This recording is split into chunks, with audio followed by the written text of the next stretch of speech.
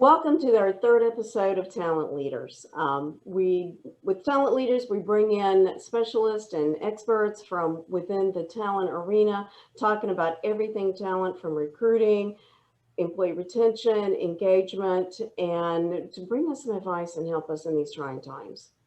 My guest today is Danny Nelms, who is the president of the Work Institute. And I've had the pleasure of knowing and relying on their information and data for many years now. So, Danny, tell us a little bit about the Work Institute and the work you do there.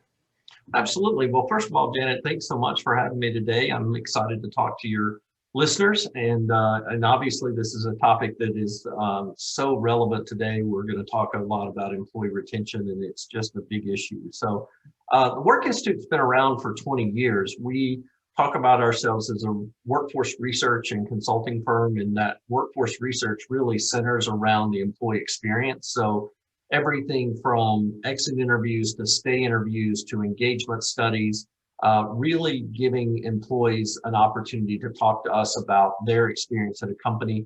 What makes us a little unique is that a lot of our information is still gathered through telephonic interviews. We find that there's just so much that can be learned by a behavioral interview. We've been doing it in the recruiting space for, I don't know, forever, where we really are trying to get beyond those initial responses in an interview. And we do a lot of the same thing with our, in particular with our stay interviews and our exit interviews. We're still doing them, a lot of them telephonically. So that's really what sets us apart, is this desire to go deeper and to get more information, more insights from employees, so that the data that we're gathering can be more actionable. Exactly. And it's interesting because I didn't realize that you were still doing most of your stuff, most of your interviews telephonically rather than the what's of age now is and popular now is the electronic survey versions. And there is still a place for the electronic survey. There's certainly many instances where we think that's the appropriate tactic, if you will, for data collection.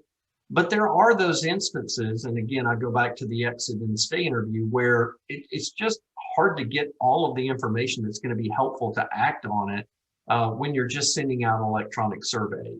In the exit space in particular, it's hard to get response rates. It's hard to get a lot of people to respond. And it's really important to get the highest response rate you can. And we typically get over 50% of the departing employees to actually do their phone interview. So that's really important. And typically with a electronic survey, you're seeing response rates in the 10 to 15% range. Interesting.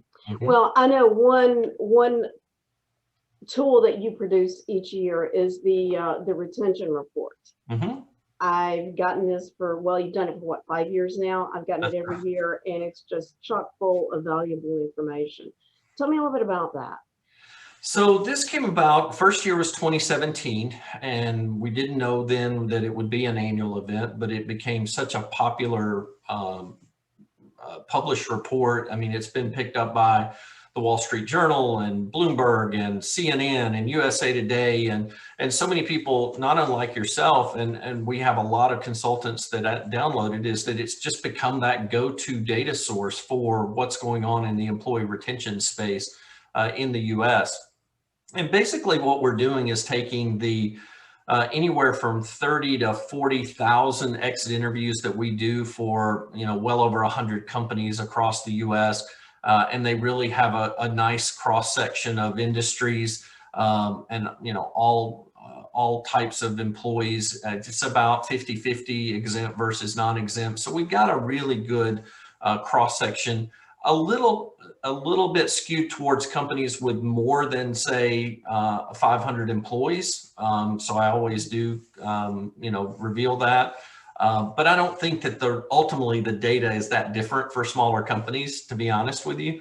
I think it's pretty applicable in those cases. But we take those 30 or 40,000 exit interviews and we aggregate all that data and we report that out via the retention report. And really what our objective is to really give credence to the real reasons why employees leave, because there's so much there's so many assumptions that go on when it comes to employee retention and why employees are leaving. And, the two big ones being they leave for pay or they leave because of their manager. And certainly there's a percentage of employees that leave for those two reasons.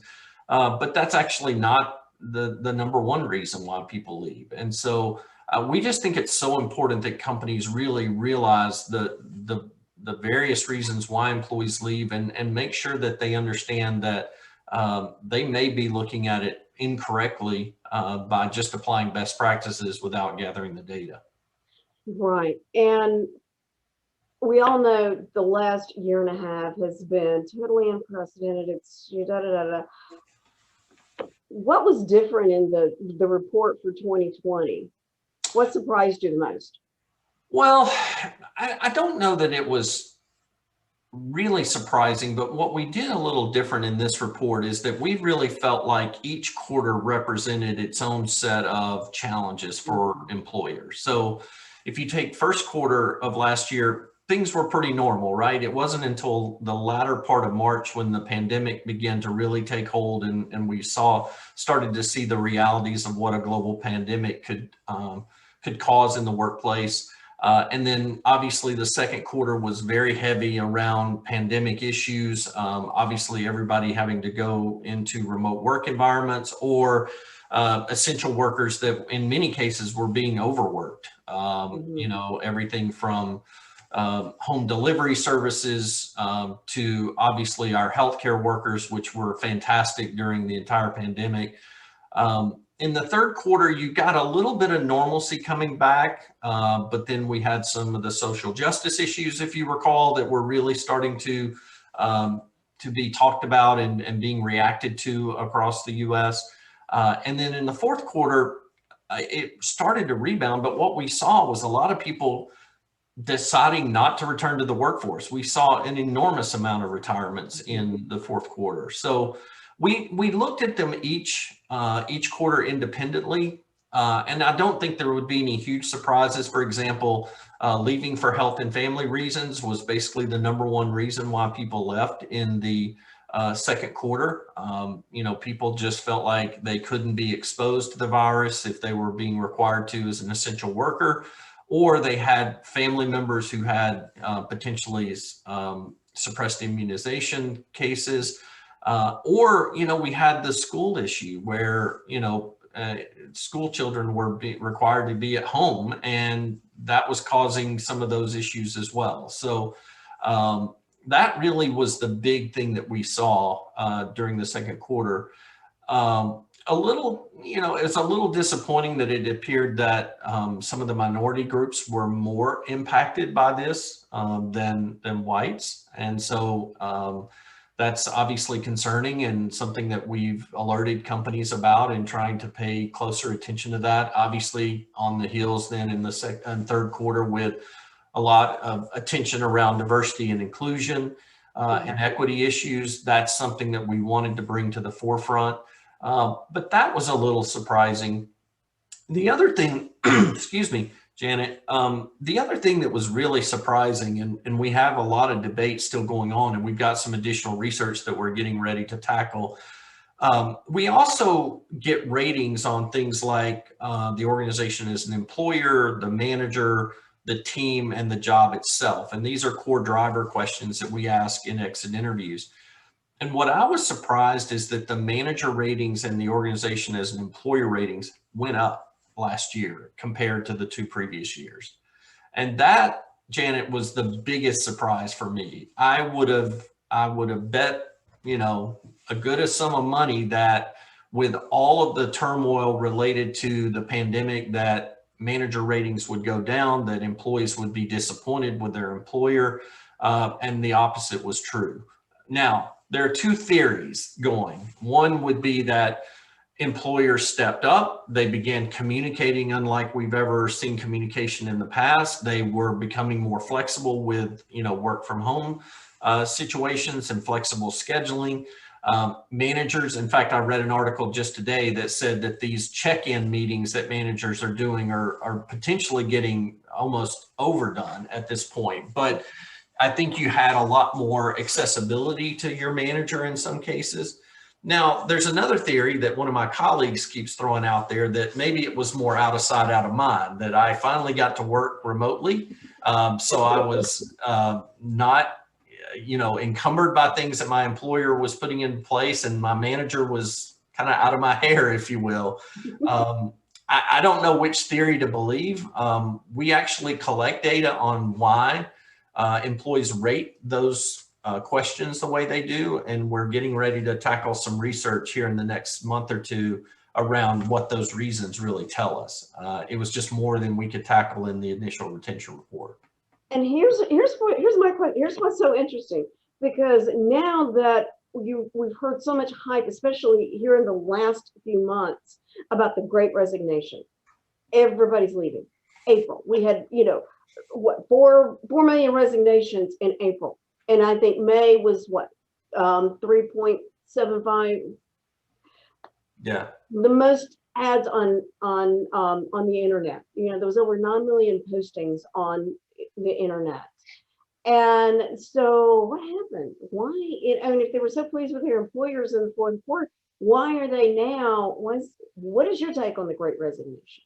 Well, I think it's really a confluence of a lot of issues. So, first and foremost is that when you have the economic circumstances that we had during the pandemic, so, companies are not necessarily downsizing, but certainly there were layoffs.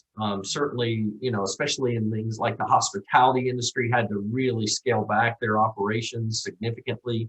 So you didn't, our open jobs prior to the pandemic were sitting around 7-8 million. That dropped all the way to 5 million. So you started to have some pent up turnover, really. I mean, people that had wanted to leave for various reasons and couldn't. I think you also see, and we've seen this in past recessions, where employees really hunker down. They're more risk averse to taking on a new job during economic challenges because of just the uncertainty of, well, if I leave and go to another company, is something going to happen there where there's going to be layoffs, or something's going to hurt my employment. So we just see people that really sort of shelter in place, if you will. So there was that pent up component, right? Mm-hmm. And then you had the whole return to work. We got to be really careful when we say this, and I keep trying to retrain myself. It's really return to the office. It's not returning to work. We've been working all along. Good point. I am really trying to get that language down. But return to the office, you've got a whole host of people that are saying, I don't want to return to the office. I don't need to return to the office. I want my flexible schedule. I want to be able to do all those things. And there's a certain number of employers that are just not going to do that. And so you've got that segment that's choosing to go somewhere else. But again, I think what we're going to see in our data when we start to look at it for this year is that career reason is still going to be the #1 category of why people are leaving. And that is, they're seeing opportunities they've thought a lot over the last year about their career, about what's important to them, about what they love and what they're passionate about. And I think that we're seeing people take steps now to get into a career or potential promotions or different types of work because they've come to realities about what's important to them. And we heard that a lot. There was just so much self-reflection during the pandemic. And I certainly, for me, it actually came a little bit later, but if I was to do a Myers-Briggs, I would find myself very much in the middle of introvert versus extrovert. But what I found is that I was not getting enough of that human interaction to really fuel that little bit of extroversion that I have. And I just feel so much more energy now with, some of our people back in the office, at least a couple of days a week. And then just being able to get out and meet with prospective clients, meet with clients. I just came back from a trip to South Florida where we got to sit down in person with some clients. It's so important. It is. It really is. Yeah. And this last year and a half has not been good for us extroverts. I'll put that out there right now. I It was not good for us extroverts. 100% understand that. So I think, I think sometimes we look at, this, we want to look at the Great Resignation or the turnover tsunami, whatever words we want to use. And I think we try and apply a single issue or the silver bullet to it. There never is. It's a multitude of things, and they're really unique to different employers too. I mean, that's what we also have found in our research and the retention report is that employers are very different. They share different turnover profiles, and so it could be different reasons for different organizations. Exactly. One question that really kind of started this conversation between you and I is my question to you as to when you're going into a company and you're talking to the hiring managers and you hear from them why they think their employees are leaving and they have their set list of reasons. And when you go and really do the surveys and really dig in and find out what the real reasons are, how closely do those align? Usually not very close. I think that it's really about there's some misconceptions and the traditional surveys have some flaws. And so we started out the beginning of this conversation, Janet, talking about our approach to finding out more detailed information. So I'm going to give you just a quick example. So when we ask people why they left the organization, we actually give them the opportunity to give us multiple reasons. And that's usually not the case in a survey. In an online survey, typically you've got a drop-down box and you choose the one that was, quote, kind of most important to you. But what we find is when we ask for multiple reasons, about 2/3 of the time, there's more than one. And then 1/3 of the time, the first one they gave us ends up not being the most important because we also ask them to give us the most important reason of the ones they gave us. So I think that it's this drilling down into more specific information, more specific details, kind of probing for specificity that allows us to get beyond that just kind of the initial thought. So take money, for example. A lot of people will cite money as a reason for leaving. In fact, when we were meeting with this particular client, when you looked at all reasons, in other words, this is all the reasons that all the employees gave us, money was the number one reason that was given. But when we looked and asked what was most important, suddenly money went from the number one reason to the fifth reason, because now we've asked what's the most important thing to you, and money went down the list from first to fifth. And a lot of people will, it's a proven fact that if I leave my job, I'm typically going to get an increase somewhere in the 10% range.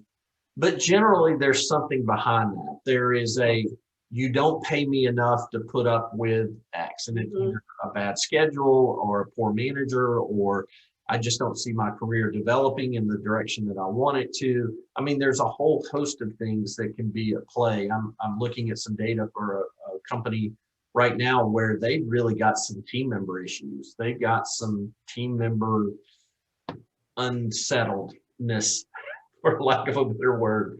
So there's just so many things that can affect people's ultimate reason to leave. And I think going back to your question, typically we think it's either pay or the manager. And pay is generally never number one. It's less than 10% of the reasons why people leave. And the manager is one that's interesting because the manager influences a lot of the reasons for leaving, but it's not necessarily the cause. So for example, a manager significantly influences career reasons for leaving, but they're leaving because of the career reason. But I think what we see coming out of some of the research we're doing is potentially a whole different mentality and approach to training and developing our managers. We've really got to get beyond the traditional approaches that we've often had. And we've got to get into manager as career coach, manager as cultural steward, the manager as someone who can look at a job and look for how do we make sure that we're using this person's strength in this job and be willing to adapt jobs more readily. And the same thing with this flexible schedules. And where I think this is going to be tough, Janet, is the fact that I don't think one size fits all. And we have a tendency, and especially in the human resource space, Yes. we have a tendency to want to cover everything with a single policy. And I don't think a policy is going to cover enough of the scenarios. And so I think we're going to have to put a lot of power in the hands of our managers to make decisions that are best for individual employees, which in turn is going to cause uh, a little bit of difficult conversations. Mm-hmm. And so we're going to have to really help our managers understand how to handle those difficult conversations, because what applies to this employee may not apply to this employee in terms of their ability to be flexible, but that's the nature of the work. And so we're going to have those difficult conversations in terms of why this person needs to be maybe in the office 4 days a week and this person doesn't need to be in the office but one or no days a week. So I think that's going to be, to me, that is the biggest thing coming out of this global pandemic, hopefully, is that I think our managers and the way we train and develop our managers is going to take on a whole new set of skills. Yes, that's very insightful, Danny. That is great information, and I agree with you. I feel that I think that that's going to be the biggest key for us is really as you know the executive level, small business owner, all the way down to our managers is really building in those coaching skills and understanding how to be a coach for each employee and not do a blanket, blanket type management style. And Janet, I think we also have to realize, and I assume you've seen this in your practice and in the companies you work for, but we have really taken out a swath of that middle management, right? And so most of our managers are not just managing others, but they're individual contributors. So they've got two jobs, they've got two roles. And so I think we've got to make sure that we're acknowledging that, understanding that, and making sure we're giving them enough time and bandwidth to manage their teams and to manage them effectively. I would venture to say, and I've got some folks on my team that are in that exact same situation, and they're so busy with the day-to-day of doing the individual contributor things that they're required to do that they've got so little time to manage others. And yet that's, from an employee retention standpoint, that's the most critical piece. Exactly. Managing others. Exactly, because you've got to keep your employees to keep the production and keep everything else, because we don't really we're going to talk about the turnover in a moment. But so where do we go to get this coaching? I mean, to find the people that's going to train our people. How do we train our managers and ourselves to be more coaches than managers? Well, I mean, obviously, I'm sure that you do some of that coaching and training. So companies like yourself and what you all do, we certainly do some of that from a workforce development standpoint. But here's the key, I think, Janet, and this is, again, something that's unique about the Work Institute, is that when possible, we're always going to be a data-first company. And so when I talked earlier about exit interviews and stay interviews and even our engagement studies to a certain degree, we're trying to find out where the opportunities are to focus our workforce development. So, in terms of the managers, well, let's not necessarily go train every manager, although I think that would be helpful, but let's find the ones that need it the most. And let's focus there first. Because if their ratings are lower, or if their reasons for leaving are centered around those managers, let's focus there. And so I think because we all, almost every company is having to be still a little bit of frugal with their dollars, and especially when it comes to training and development, that's often the first thing to go. So as we bring it back, I think the more focused we can be on who we train, who we develop, and what we're training and developing them on can be much more specific. And really, I don't love the old competency models, but let's call them competencies for a minute. if career coaching is a competency that a manager seems to be lacking because employees are leaving them for career reasons, let's really focus on giving them those skills and giving them that ability to have better coaching conversations around career issues. Let's focus on that first. Let's not try and send them to this massive training program that's going to take weeks and weeks and weeks. Let's focus there. And I'm sure, Janet, that's where, you've done a lot of this individual coaching work, I believe. And so those are things that you can do, especially in smaller businesses where this is a big issue. So you can go in and very focused development of certain leaders around the issues that they need to be developed around.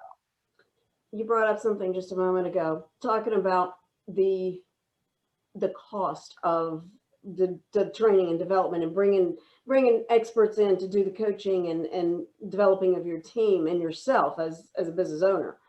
But my point is, if you weigh that cost against the true cost of turnover, it pales in comparison. Oh, 100, absolutely. Because the true cost of turnover goes well beyond the numerical number that you put to it. And that is absolutely true, Janet. But let me put a little bit different spin on this, because I think this is one of the areas where companies are getting a little bit of